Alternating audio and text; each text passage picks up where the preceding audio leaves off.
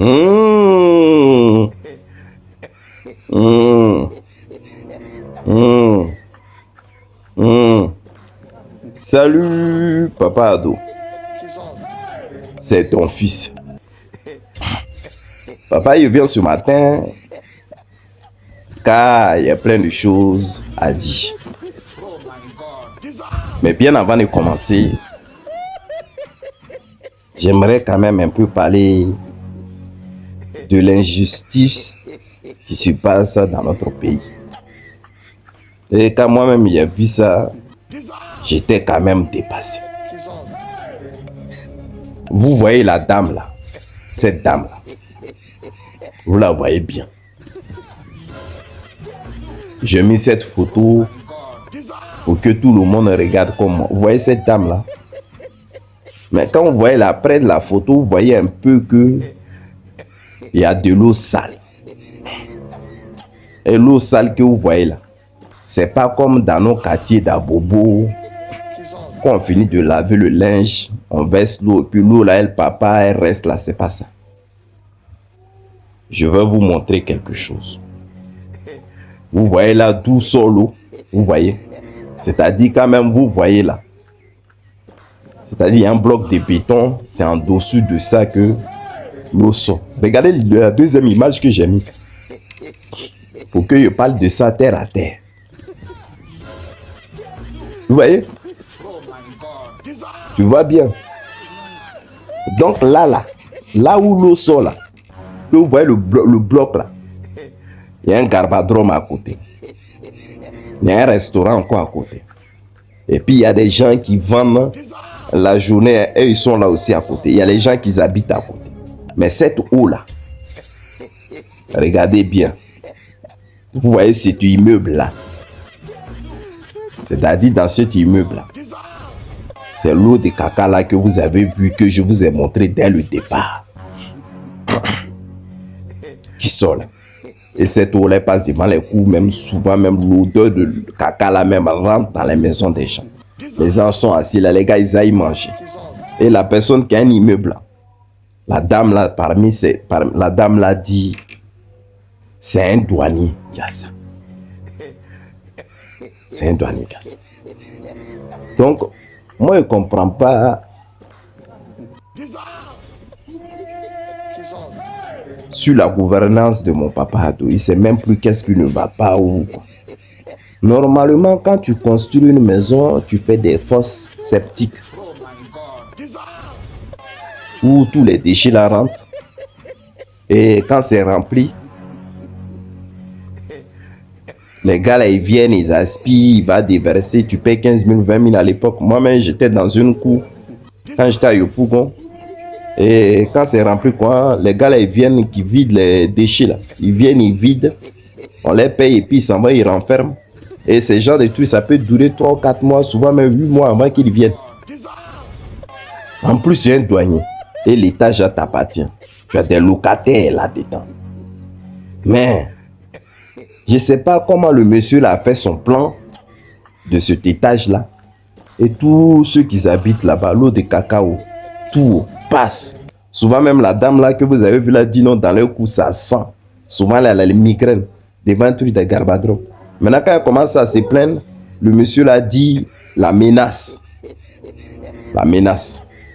Elle est sortie pour dire, elle n'a pas les longs bras. Elle est malade. Depuis un moment. Les gens ne peuvent pas parler dans ce secteur-là. Parce que s'ils parlent, c'est à un douanier. Vous-même, vous connaissez où? Sur les douaniers, là, tellement ils ont les bras longs que tu vas commencer à naître toi-même ces problèmes, tu commences à mettre sur toi. Si même tu continues, même toi-même tu te plains là, tu as fini en prison. Mais on ne peut pas vivre avec ce genre de trucs dans un pays normal, dans un état normal. On ne peut pas vivre avec ces comportements-là. Tu construis ta maison, il faut mettre un truc de fosse septique où tes déchets vont, ou créer un truc où l'eau peut aller directement. Mais toi-même, regarde. C'est-à-dire, tous tes déchets là, ça sort, caca, l'eau de caca là, tous les caca là sortent juste quand ça vient sur la route. Et les gens habitent à côté. Et quand les gens veulent se prendre, tu les menaces. Parce qu'ils n'ont pas les bras, toi, tu es dans la rue. Ces genres de trucs-là, on ne doit pas accepter. Normalement, même là, ce bâtiment-là doit être détruit. Vous-même, regardez le béton, même comment l'eau sont en bas. Si un petit séisme, c'est déjà même là, ceux qui sont aux alentours, là, ils vont prendre cher. Pensez quand même à la population, au moins, les gens vivent là. Les gens, ils n'ont pas de moyens, c'est pour cela ils sont là. Si elles avaient des moyens là, ils allaient même sauter là. C'est ce qu'elle a dit. Elle a dit, c'est parce qu'il n'y a pas de moyens dessus là. Que j'ai pas le choix. Que si j'avais le choix il y a longtemps, je t'ai déjà parti. C'est pas comme ça on vit dans un pays. Hein? Papa Ado, le gouvernant là, on sait que c'est vous nous gérez. Mais c'est pas parce que vous nous gérez que vous devez faire n'importe comment. Ça là, c'est ce qu'on appelle l'incivisme. Vous-même regardez. Essayez de penser à la dame là. Et essayez de créer quelque chose pour que tout se passe bien. Parce que là, c'est vraiment pas joli à voir. Maintenant, bien, avant de finir, donc moi, si je comprends bien la même mot, après la sortie d'Assalé Tchemoko là, donc c'est pas le seul qu'il y a un ministre qui a menacé, qui prend la peine de menacer. Quand ils vont croiser le président Laurent Gbagbo, que vous menacez dans l'anonymat. À part Tchemoko là, il y a un gars aussi qui est sorti qui a parlé. Je vais lire. Mais lui, il a parlé là, il dit c'est dans le cadre pour le ministre Afi N'Guessan. Les mêmes paroles que vous avez dit à Sele Kemoko là, c'est les mêmes paroles que vous avez dit aussi à Afi N'Guessan. Voilà ce qu'il a dit, je lis. Lien FPI soutient la sortie du maire Tchemoko, la sortie du maire Tiasalé Tchemoko Assalé Antoine. En révélant une autre menace contre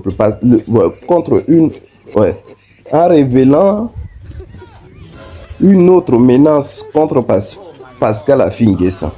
J'ai suivi l'interview d'Assalé Tchemoko, président d'ESI, et cela m'a rappelé les propos d'un ministre qui m'avait dit sur un ton de menace qu'il allait faire payer à Afi N'Guessan la rupture du partenariat. La suite, on la connaît tous. Dieu bénisse la Côte d'Ivoire. Ils n'ont pas encore démontré comment nous allons été. Ils n'ont pas encore démontré comment nous avons été incapables de réunir les parrainages pour les élections 2025. C'est-à-dire, donc RHDP même, c'est votre travail quoi. Si je comprends bien, c'est votre travail. Parce que quand Afi N'Guessan dit lui aussi pas, parce que à la lui vous avez commencé. Parce que vous savez que quand il a cassé ça là, vous avez compris qu'il allait retrouver le président Laurent Gbagbo. Et la suite on la connaît. Lors des présidentielles, là, vous avez envoyé les cargos chez lui là-bas, mais je ne sais pas si c'était pour le menacer ou l'arrêter. Est-ce qu'on fait la politique comme ça? Moi, je n'ai jamais compris votre manière de faire la politique. Hein? C'est vous avez crié ici que vous avez tout, que c'est un parti qui a été structuré, bien développé, et que ceux qui sont devant vous, vous allez les battre. Mais il y a une chose, je me suis toujours dit, les opposants vous ont humilié. C'est-à-dire, là, vous êtes assis, là, vous pouvez dire, ah ouais, eux, ils ont quoi, ils peuvent faire quoi, ces opposants-là. Mais ces opposants vous ont humilié d'une autre façon. Parce qu'ils ont joué le jeu avec une grande sagesse. Ils ont été sages. Dans vos têtes, ils allaient prendre les barreaux, comme vous avez fait, pour venir attaquer le pouvoir du président Laurent Gbagbo.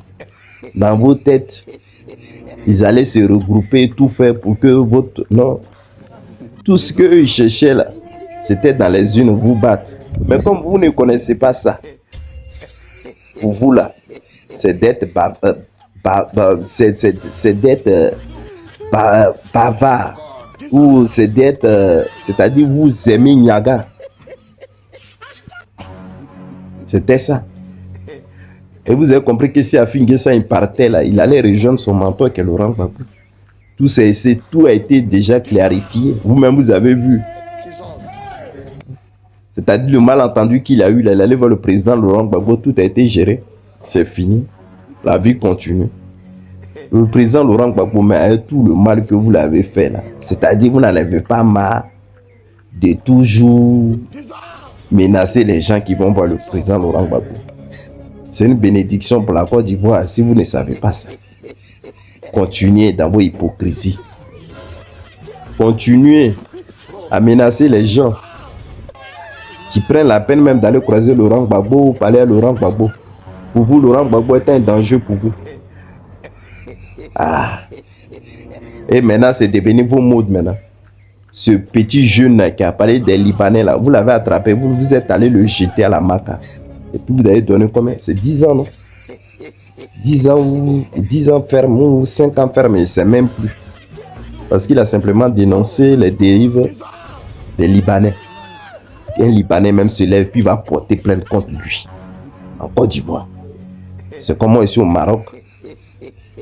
Parce que les Marocains sont en train de parler d'un Ivoirien. Moi, un Ivoirien me lève, il m'a porté plainte contre ce Marocain. Et puis les Marocains vont prendre leur frère marocain pour l'enfermer. Pendant 5 ans ou 10 ans d'emprisonnement. Pour être en Côte d'Ivoire pour croire ça. Ouais. Papa Ado, il te fait un gros bisou. Bonne journée. Bye.